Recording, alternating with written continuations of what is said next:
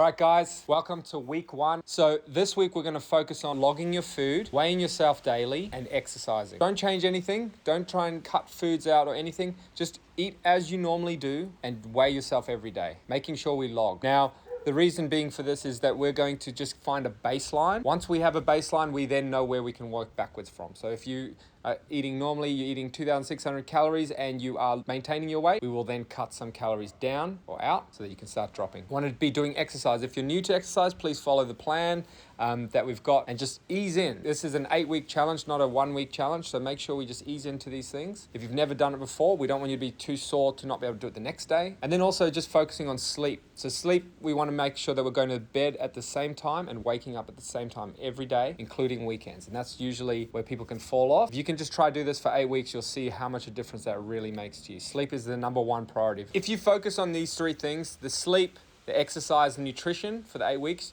you'll see how much difference it makes and it'll be a great experience for you. And finally, if you have any questions, just please reach out to me either on Instagram or on my contact form on the website, and I'll see if I can get any of your questions answered. Look forward to doing this with you guys. See you soon.